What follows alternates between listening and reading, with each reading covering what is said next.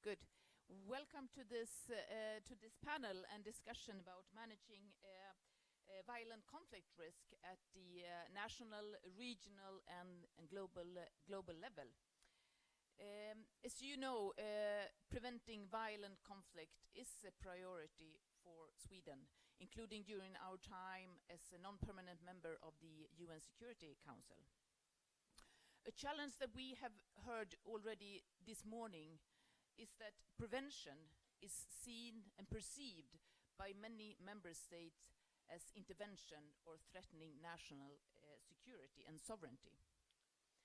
But with the number of conflicts on the rise and severe consequences for the civilian population, how can we focus more on identifying risks for violent conflict and building resilience? The concept of risk may bring another approach than prevention. Stakeholders may not admit that they have a conflict problem, but they may be willing to see that there are internal and external risks with possible violent consequences. This session will explore current approaches to risk analysis, risk assessment, and risk management, and try to see how we can use the language of risk to be employed and build a common understanding on challenges and solutions. And to help us do that, we have a very prominent panel with us. We have His Excellency, Mr. Gbehzohngar Milton Findley, Minister of Foreign Affairs of Liberia. We have Annika Söder, State Secretary of Foreign Affairs here in Stockholm. We have Oscar Fernandez Taranco, Assistant Secretary General for Peacebuilding Support at the United Nations in New York. We have Michael Keating, Special Representative of the Secretary General for Somalia and Head of the United Nations Assistance Mission in Somalia. And we have Dr. Tanja Paffenholz, Director of the Inclusive Peace and Transition Initiative at the Graduate Institute of International Development Studies in Geneva. And if I can start with you, Foreign Minister Findley. Liberia is now in a transition from the United Nations mission to a development stage in your history. You have been on your own request on the agenda of the Peacebuilding Commission since 2010. You're of course a member of the new government in Liberia.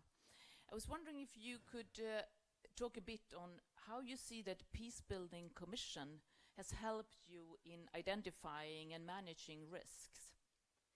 But also if you could comment on how you see the risks and the priorities with your new government in place in the period ahead. Well, thank you. Let me start by going back, taking a little historical perspective of where we came from to where we are. 2010, we were preparing for elections in 2011, general elections, our first transitional period, where President Salif was a candidate, a host of 22 political parties. The problem was that how did we deal with the violence? Who were the actors? Who were the players? Yes, we had the international community, we had the United Nations, we had all our partners, but we had to localize it. That process had to be managed and controlled locally. And that was done with several different groups.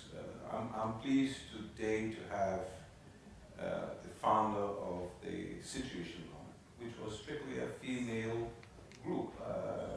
Yvette Dunsler, Yvette Jessamine Rare is here with me. I like to use that as an example of what actually happened. I was also a candidate in 2014, active in campaign 2011. And what we saw was that the Situation Room with women taking control of reaching out in the communities, reaching out to the kids who were basically disenfranchised by society and who caused violence, who caused disturbances. So you had women not on the top level, but in the communities, taking up the responsibility to talk and mitigate violence prior to the elections. So it was a process that began prior to the elections. And then it went on from there to during the elections process, and then even after the elections. Today we have the Situation Room now, the women active all over Africa, in Uganda, Nigeria, they've done work in Sierra Leone recently, several other countries that I probably won't be able to mention all. However, that initiative itself tells us that we took the responsibility to sustain peace during the process of the electoral process. Where we are today, now we have a second transition period that we just went through. And the issue of continuing to build this peaceful environment where we have a platform now where we can talk about economic growth and development. The United Nations Peace Building Commission, the focus was to see how we could integrate the peaceful process into existing institutions, streamline them, rather than having a commission all by itself. What we want to do now is that the function of the commission to go into the different institutions. And that's why the government has decided to put that peace building commission into the Ministry of Internal Affairs that deals with the local government. So what we have today, we have the local government now being a part of this peace building agenda that is going down to the villages, the communities, dealing with the disenfranchised youth, building institutions and civil society to be able to address those less fortunate kids. But that's on the and that is with institution. But earlier I had stressed the fact that we need to take this process to a different level. We have to from the individual level that they understand that, look, I am busy. I have a job. I have a family to think about. I have a future to think about. And therefore, you wouldn't have somebody coming to tell me, oh, look, let's go pick up an arm and go and cause problem. Or let's go and fight. Let's go and fight the government because we are disadvantaged. So it's a process that we in the government now are looking at seriously. How can we get people involved and actively involved in thinking about their future and their children's future? The way to do that is through investment. The way to do that is to get them jobs. Government cannot continue to be the highest employer of our people. We have to diversify. We have to move away from government being a social entity and moving that to the private sector. So I think the peace process, building peace is a combination of several factors. One, civil society must play its role. You have to have the private sector investing more in these countries that have conflicts.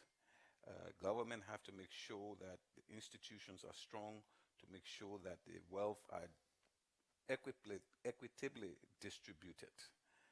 And then I think you will see a balance in reducing that cost for conflict and violence.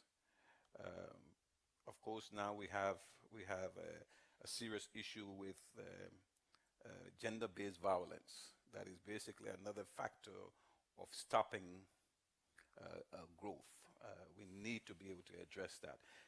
In Liberia, we do have some strong laws on the books. Those are, once you are accused, you are basically not allowed to have a bond.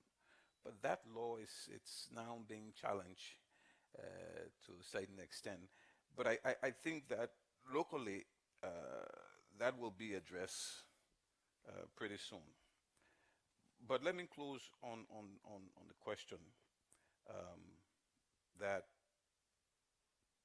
the Peace Building Commission objective and purpose is to make sure that Liberia doesn't go back to where we were 15, 16 years ago, where we were fighting with each other.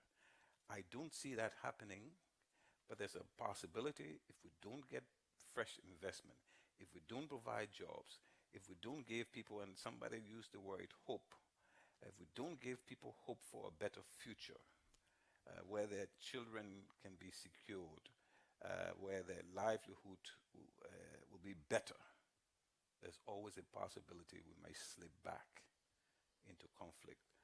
We don't wish for that, and we hope that we'll be able, as a government, to be able to address some of those, put in some of those, mitigate some of the situation so that we will be able to get the kind of investment, deal with corruption that will be able to attract foreign investment and make and strengthen existing government institutions, the judiciary, the legislature, as well as the executive, to make sure that we will be able to attract what we need to attract, the kind of business we need to attract to provide the jobs for our people. Thank you very much. Can I turn over to Annika? The minister.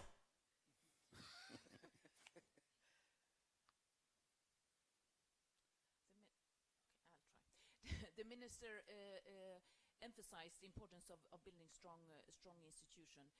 Could you, from your perspective, dwell a bit on how you see that international community support building stronger capacity, enhancing the capacity in states to deal with conflict assessment and conflict risk management? I think one case in point is actually what the United Nations can do through the Peace Building Commission and with regional and sub-regional organizations in Africa, the REX, and I think it's taking off, and we see much more of that now. And the understanding of socioeconomic factors, the understanding of avoiding relapse into conflict again by dealing with societal issues, socioeconomic issues. And of course, the UN cannot do everything, but I see the approach that Antonio Guterres is taking with a more, how can I put this, more overarching, holistic, I don't like that word, so I say overarching, approach to prevention will be helpful. But the system really needs to adapt to this thinking, and we have a long way to go, and we have a lot to learn from Liberia, where also the government and local authorities took this on board with the support of Sweden, who was leading that work in the Peace Building Commission through our UN ambassador. But I fear that while we are solving conflicts like in Liberia, and I'm sure Liberia will take steps forward, we are living in a climate today globally that is not at all conducive to dealing with the local, the regional, the national, and that we carry the risk of having more and more proxy wars and activities. And that is my main concern, and our experience from the Security Council is that the word prevention does not take off. Everyone understands that there are so many reasons to find ways to intervene and to stop conflicts, be they municipal or at the higher levels. So we have toyed around with rather talking about risk assessments and the importance of the United Nations Secretary General and the Security Council itself to deal with security in another way. And I guess that most friends here are already into the notion of prevention, but that is not at all the case in the Security Council. So I wanted to mention some cases that we try to make to the countries that are mostly against regional organizations or the UN trying to help at early stages. And one is, of course, the economic case, that it's far cheaper to deal with looming conflict before it becomes armed. The other case is the sovereignty case, because that's very often used, that we cannot have outsiders coming into our country. But if you, as a responsible leader, deal with your own conflicts early on, your sovereignty will still stay. So that's another twist of the argument. The third case is the regional case, also in another way. I came home from Tehran this morning. And when you look at the looming conflicts in the Middle East, the conflicts that are already armed, the looming conflicts now that may come from the US breaking the deal with Iran and other countries on their nuclear capabilities, you also see the very clear need for regional, not only security arrangements, but also collaborative, cooperative arrangement. The Middle East lacks this. Another issue that we've had on the agenda in the Security Council is the Korean Peninsula. Same there. Many countries are involved, the US, Japan, South, North Korea, Russia, China, but there is no structure whatsoever that could actually make them work together to benefit from what would be common security and the benefits of exchange, economic exchange, people to people, and so forth. So when you look around and you see the African Union, you see ECOWAS, for example, you see the European Union, you also realize that enemies that have been enemies for many hundreds of years can actually become friends. This is actually a very important task, I think, for the Security Council to start to work on that instead of launching more and more proxy wars. Finally, on the women's situation room, I've seen their activities also in Uganda. Fantastic work where they were able to see to it that violence did not burst out in the earlier elections. So that is also another case, of course, for early action and prevention, and it's the gender case. And we all know that if peace agreements involve women at all levels. How to respond to the risk and one day become to those inclusive, just, peaceful societies. I think the strength of the report and the agenda now is really to start from the back. As you said, what is the future? Where does the society really go to? What is inclusive society means in Liberia or in Somalia? And then walk our way back and say, I would say we need a double O assessment. What's a double O assessment? A double O assessment is looking at the opportunities and the obstacles. And risk can be some categories of obstacles, but obstacles are also on, as Oscar said, there's power relations, there's all sorts of obstacles. So I think we need to focus more. This agenda is not new. There's new elements in it. And as you said, the Secretary General rightly puts it in front, but we should be aware that this has been tried in the 90s, in the 2000s. We're trying it all the time. But we know much more now. And I think that's a difference. And this panel could have not been happened like 15 years ago. It would have been much more like on the cheering side. Now we are much more aware what are the real challenges and the problems. So I think the point is, and I want to give you two examples, we need to really work more on the obstacles. What hinders the international system? What hinders governments? What hinders civil society to move forward with the things we know that need to be changed? So I think that's, in my view, should be the focus. And I'll give you another two examples. One of the results of the study we did on prevention and broader inclusion for the Pathway to Peace study, one of the results was, and we checked over 100 prevention attempts globally, was that when governments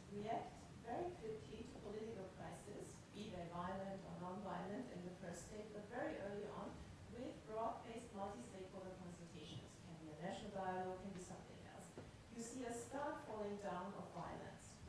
So at the moment we have a number of countries that have come up with national dialogues. So why is this instrument functioning very well in some countries, but it's not functioning in others?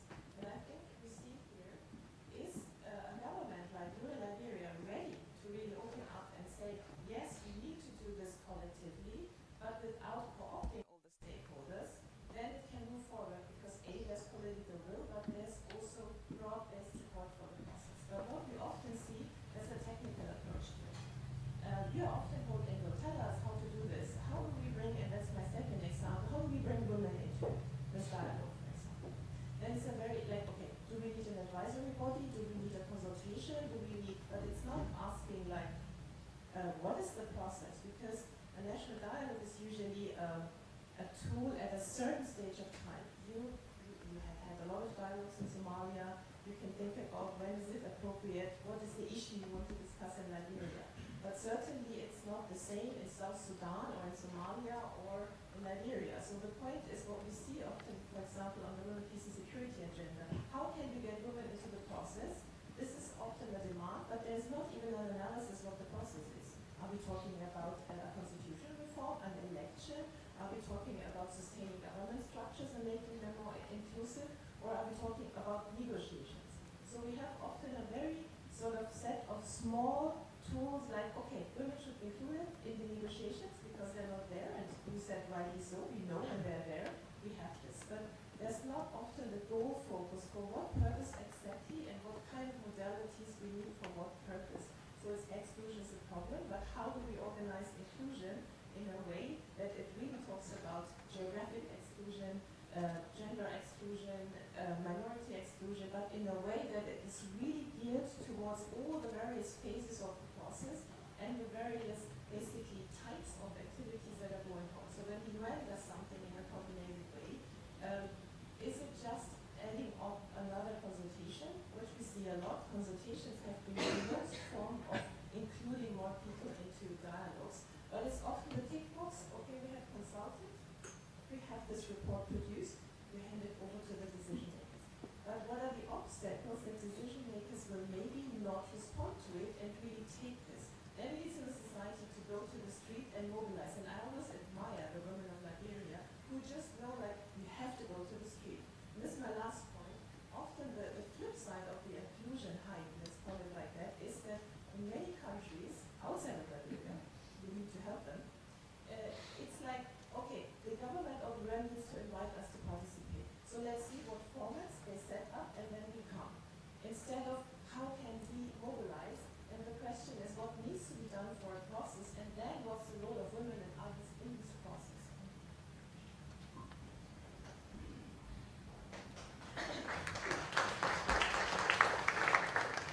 Thank you very much, Tanya. This is supposed to be a conversation, so I will give the other panelists a chance to comment.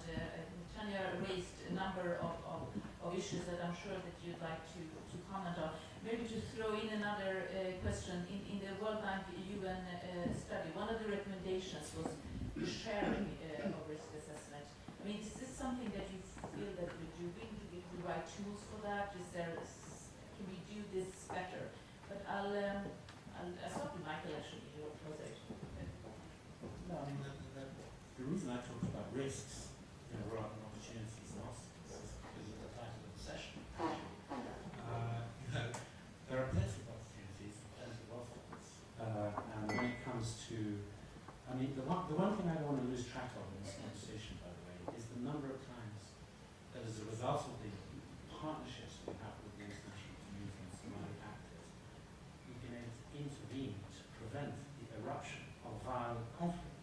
And that doesn't fit into all this structural stuff. It's you have a crisis brewing the day after tomorrow. What are you going to do to bring everyone together to try and prevent that from happening? But that is going to be far more likely to succeed if you build the relationships, over a longer period around a common understanding of both the risks, the opportunities, and the obstacles. Because trying to mobilize a group of actors to prevent the eruption of violent conflict, suddenly it's the quality of your relationships with everybody that really emerges very quickly. I have to say, just in defense of my Somali colleagues in the room, I can see quite a few of them, particularly women colleagues.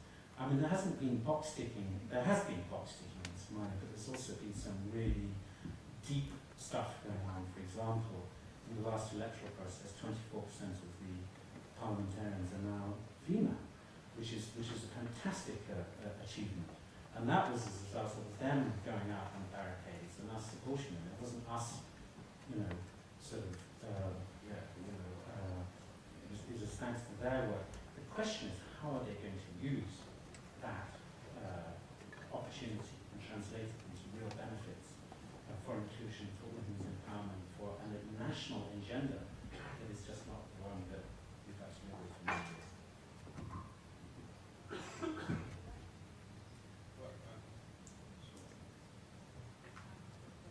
Well, thank you. The issue for me, and I think was already made, is that you have to build relationships. Bottom line,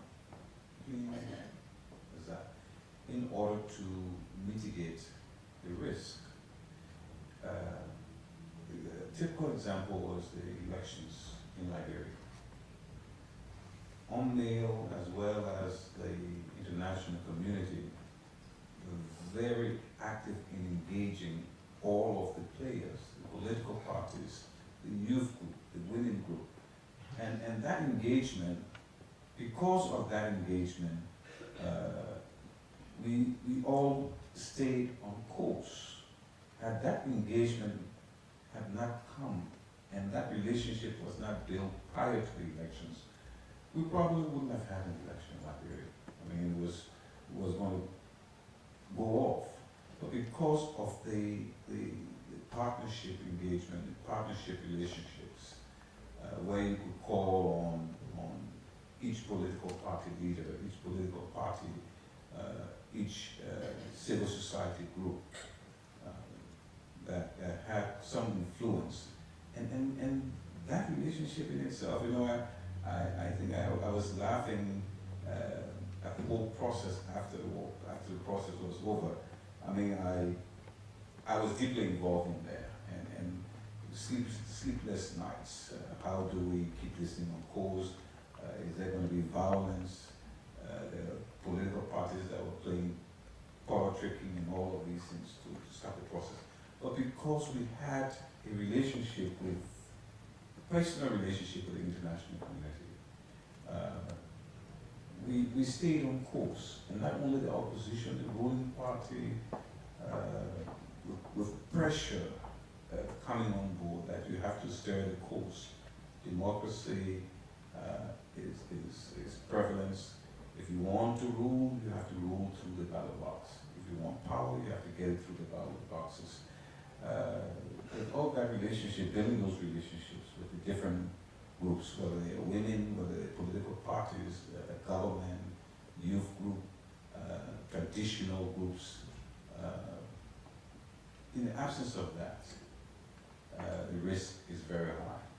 But with the relationship, building relationship with those groups, especially the women, traditional groups, and the youth group, those are the three key groups that you needed in Nigeria to make sure was on board with this peace process. So I think that is one of the main ingredients. Continue to build relationships to minimize the risk. Can I ask you a question there? You mentioned also the relationship with the international community. What do you think the international community actually did well in Liberia? What made that relationship work? Well, the first thing was that the local population wanted to have a peaceful transition. But as you know, we said proxy. You have individuals who believe that they have influence to be able to create chaos and create problems in society. And what the international community was able to do in our case, in this going election, simply, Findley sit, John sit, Peter sit, let me tell you this. You are going to go through this democratic process, and you must understand that we are here to sustain the peace that you have enjoyed thus far. Well, I'm being taken advantage of, and so I need to flex and get my supporters rally up. No, you're not going to do that, because it's not going to help you. You still will not have political power. Your objective is that you want political power. If you want political power, go to the ballot boxes. Anything else, we are not going to allow that. And with that kind of language, with that kind of understanding, I think most of the conflict will be dealt with. Like I said, we're talking about peace prior to conflict. You have to, it's not building peace anymore, but it's sustaining the peace. You know the actors, you know the players that are violent. We know that way before the violence occurred. And we sit there and we say, it's okay. It happened in the 40s with Hitler. Everybody knew what Hitler's objective was. We saw that happening in most African countries, where you see Kigali, Rwanda, for example. The world sat back and said, we'll wait and see. Liberia was the same situation. We keep waiting and seeing. And we know that the possibility is 90% of lives are going to be lost. And we continue to wait and see today. We don't have that chance and opportunity anymore. The world knows what to do. The international community has a responsibility to humanity. And we have to begin to take that particular posture to address these issues before it gets violent, before lives are lost. Thank you. Isn't this about sharing? And what you describe, Minister, is actually a culture of sharing power. And to build a peaceful society, you need to be willing to share. And winner takes it all syndrome that has been prevailing in many countries for many years is now also coming back. So I would like to, on the one hand, agree that we have a very good normative framework. On the other hand, that the rule-based world order is falling apart because of lack of willingness to share. In many countries, by many proxies, and also, if we look at Syria, it's a shame that this has been going on for more than 7 years, and we have not been able to find a way to share. Even if we have all the frameworks, enough actors are willing not to abide with international law and all other features that we have. And this is, I feel, really mind-boggling, and they should only do, I believe, to actually learn from the Liberia experience, and maybe also meet with our Somali friends that now Michael is interpreting, to see how a country without a state for many, many years is actually now moving into functionality, despite all the threats. If I look at our own experience, we've had peace for 204 years. We had some very early features of freedom of the press, access to documents, and institutions very early on, long before we had democracy. Then we were lucky enough to have democracy. Then we were willing to give away Finland and give away Norway. And meaning that the zero-sum thinking that is not anymore prevailing in Liberia needs to be overcome, because it's about sharing regionally and globally, but it's also about sharing in the national framework. Not least because all the threats that have been mentioned by Michael and Oscar that are cross-border, we will not at all be able to deal with them if we're not willing to move ahead. And this forum is also named Primacy of Politics, and it may sound for some like old-fashioned, that politicians are not to be trusted and they are not delivering and so forth, and we have this in our country as well. It's very important to overcome that and to realize that politics is actually about joint decision. making. Sorry for being a little agitated, but it's so worrying what we see, and there are so few actors that are really taking this seriously. But we can, I think we should send the Security Council again to Liberia to see how Russia and others should, the US and so on, should think. Thank you. So I think the challenge here is institutions are basically risk averse. This is a field where you need to change the mindset. You need to change the way we work. You need to change the incentives of collaboration. 3 years ago, I think I was here, and we were talking about the changing nature of conflict, the fact that we now have protracted conflict, the fact that now we have regional conflicts, proxy wars, I mean, many of them. But the rise of non-state actors is a crucial part that tests the instruments that have served for many years after World War II, but today are very ineffectual because we're dealing with a multiplicity of actors and we're dealing with a massive population displacements of the sort that make actually mapping what to be done where and by who extremely challenging. So first, it's important to map and agree and have an understanding about what the risk and what the challenges really are, because it's very hard to have a coherent response by governments, civil society, the international financial institutions, the neighbors, which play a big part in any conflict today. That requires sitting down and thinking collectively and creating the space. And here I think the UN, in this respect, has a responsibility to play, and might not have been actually exercising, again, the role. The core charter responsibility of the UN is to prevent conflict. It's the first paragraph of the charter, as our former leader DSG would have said, and put out the UN charter if you were here.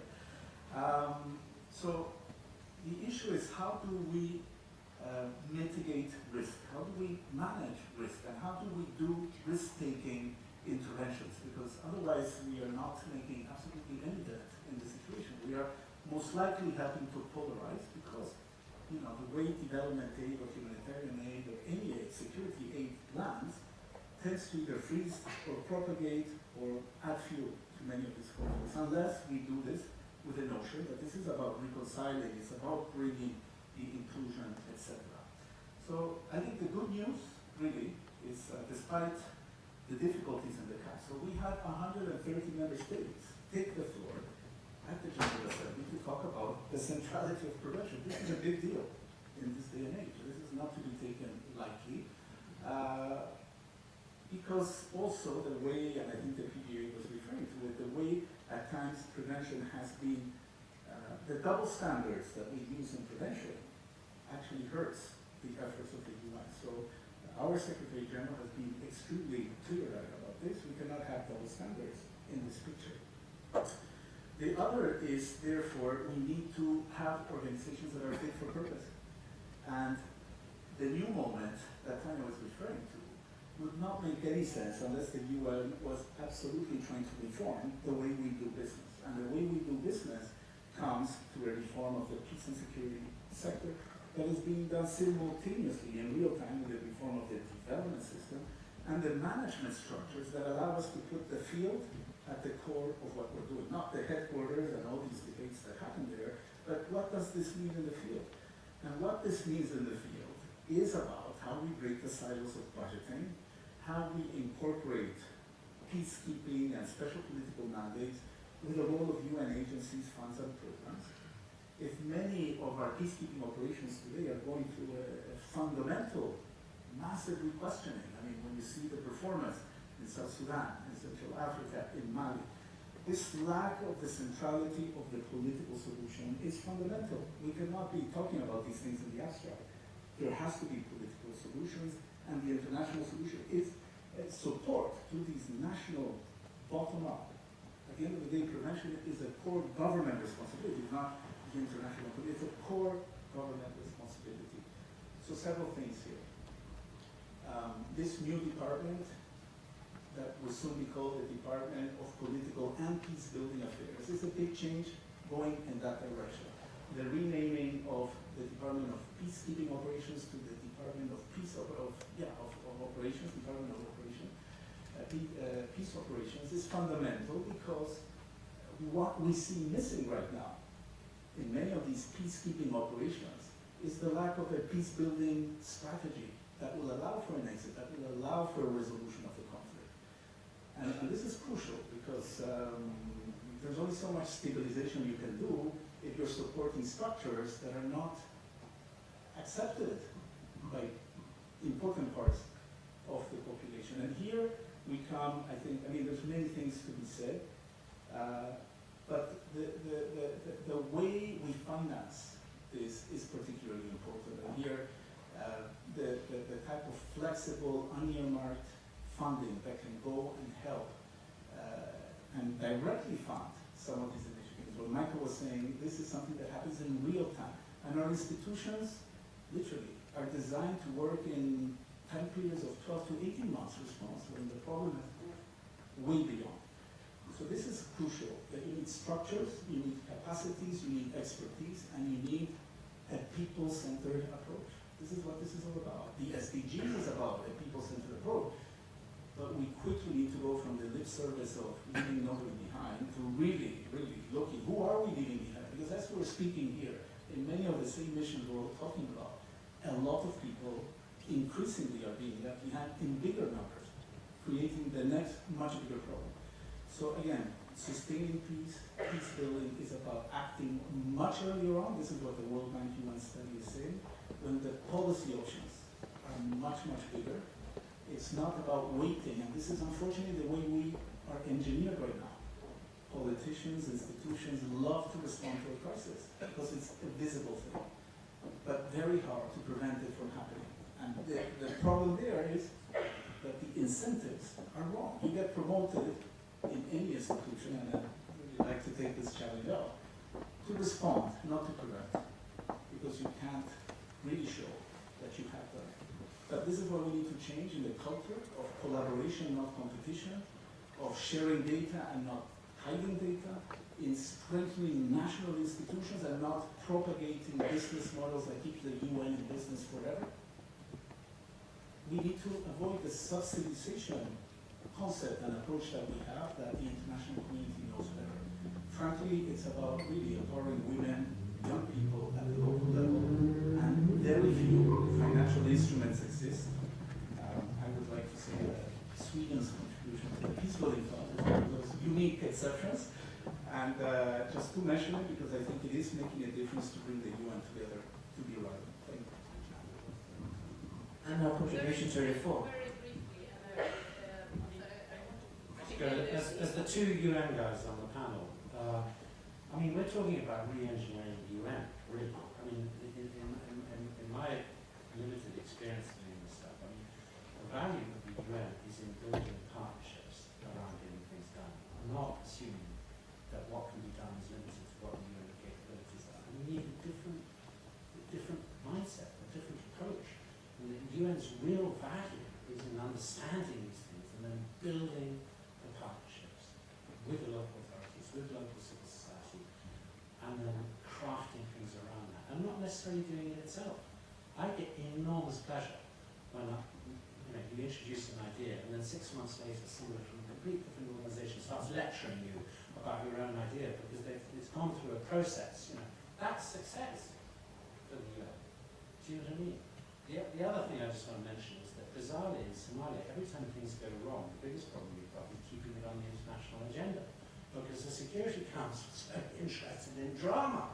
So, that means you've got to tell the story. You have constantly got to tell the story of conflict prevention and resolution. And you've got to make it dramatic. And it is dramatic. But you've got to tell that story. Yeah, I think the same line. I think when we talk about coalitions, it's not just like governments and the UN, it's really about how do we get these stories out, how do we harvest experiences, and Annika, I agree, we have a tremendous overall international problem, put it like that at least, but how can we, but that's, let's say, if you see it in waves, Maybe in 5-6 years it's different, but still we need to prepare for this moment when it's different and the players are different. So how do we harvest? When you said you had this successes in prevention, you have done this. How do we harvest these experiences and show not only that this overall has worked in this country, but that we really can show the how. How has women or youth, or how has the economic factor successfully been involved inculcated in this and this? So we need not only, let's say, the coalition of the willing that really push, and they push informally with the relations, and they push formally. But then also to give them sort of the options at hand and the examples. How has this been worked? Can you try this? Can you try this? And I think that's what needs to flow. And funding and incentives, I think, is crucial. What we see with funding, it's still the old linear thing. Flexible funding to really jump. We have been involved quite heavily in one country, which I don't want to mention at the moment, and trying to convince everybody it's a reform process, it's going on. It's like, no, let's wait, no, and we don't have the funding anyway. So I think funding, intelligent funding provisions need to be still, I think, rethought. Thank you very much. We are running over time, but I'll let two people come in. And I don't have a microphone, so you will have to use this one. Raise your voice.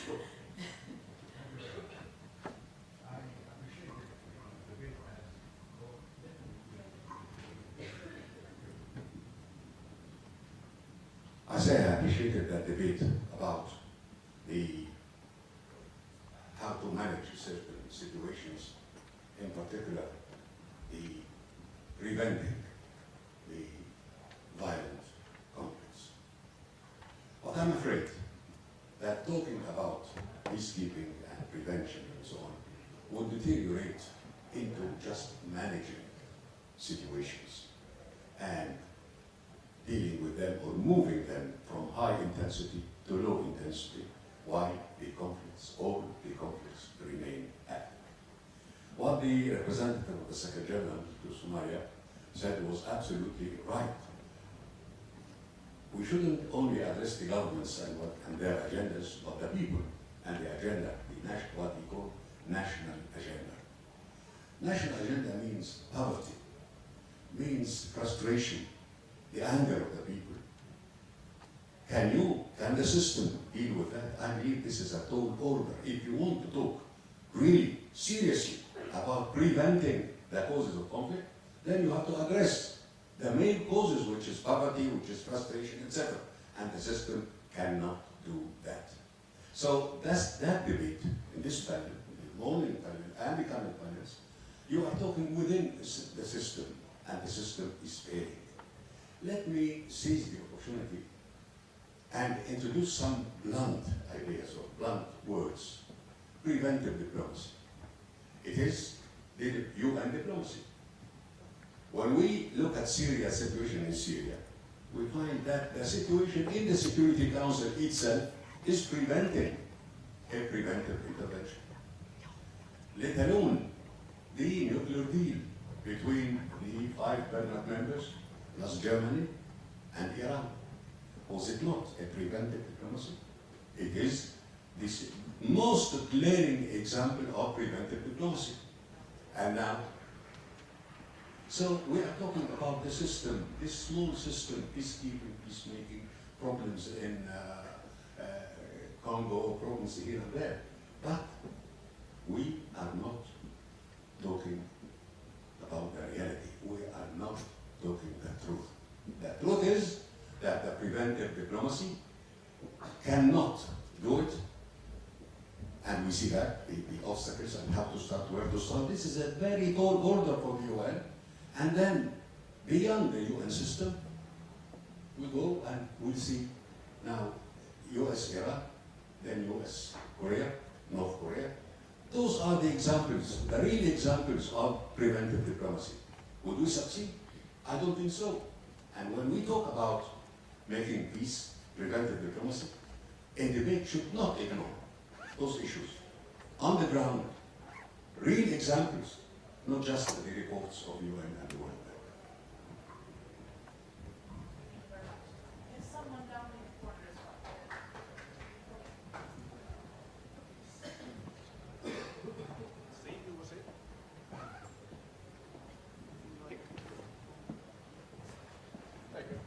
Thank you very much. Let me introduce myself very quickly. I am a retired ambassador from Sudan. I've been living in conflict for the last 50 years. I worked as deputy SRSG Burundi, and I was acting SRSG when negotiated the departure, the peacekeeping mission from that country in 2006. I do agree with Dr. Amr Musa and with Madame Söder, who recalled us the reality of the situation in which we are living. The question for me would be, how can we realistically do our job of prevention when some of the bigger ones are against the idea of prevention itself? This is my number one. Number two, I agree with Mr. Assistant Secretary General on the points that he raised. I lived these experiences in Burundi, and at the early hours of the peacebuilding office, 2004-2005, that the competition within the UN system itself is an issue. Within the UN system, when we were in Burundi discussing and negotiating our departure with the government, some of the UN agencies were siding with the government so as to push us out. They were against the peacekeeping. I said that, and I wrote this in my final report. So this kind of competition is important. The issue of resources that you raised. Burundi was a small mission, $300 million, $400 million. The quips in it were $1 million. While as when the peacekeeping office came to fund a transition plan, it was $60 million. And the issue of resources was a real one at that time. My final point, I have nothing to say, but my final point is to agree with His Excellency the Minister. Our job is mainly that of relations, building relations. And we saw it on the ground. If you do not build credible and confidence relations with all who are concerned across the board will never do that. Maybe President George Weah, as a footballer, knows that building a team and building relations is very important for the success of the mission. Thank you very much.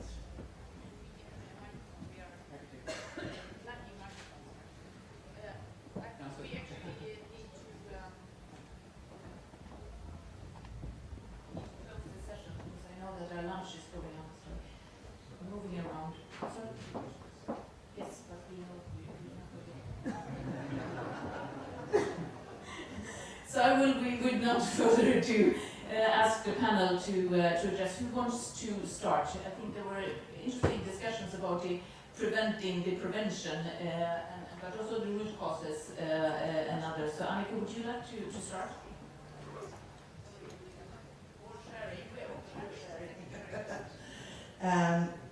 What Dr. Musa said is of course true, that the Security Council is preventive action, and that is why we are trying to convince them that this is important.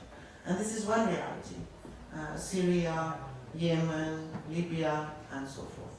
Then we have another reality that is also related, like in Somalia, that is actually, despite non-state actors and others, is moving in the right direction. We have Liberia, so we have a very complex reality. But I agree with your point that the present lack of interest in actually following the rules and finding common solutions is very disturbing. I wanted to say one other thing about how everything comes together. It's of course the national level, and the UN can accompany, the AU can accompany the national interest and the national actors, if they are willing to actually see that their country is not a zero-sum game, but that working together and sharing would actually bring more prosperity. The Sustainable Development Goals, and one of the normative frameworks, is another way to express inclusivity, the importance of how you build societies, good governance, and social and economic development. So we have all the tools. I've been involved in the security sector, I've been in the development sector for many years, and I've said this many times and I say it again. If the two sectors could learn from each other, so maybe if the security sector learned a little bit from the development sector on how society works, I think we would gain a lot.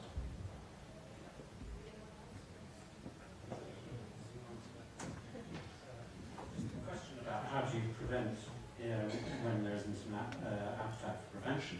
I think it's what you said, Annika.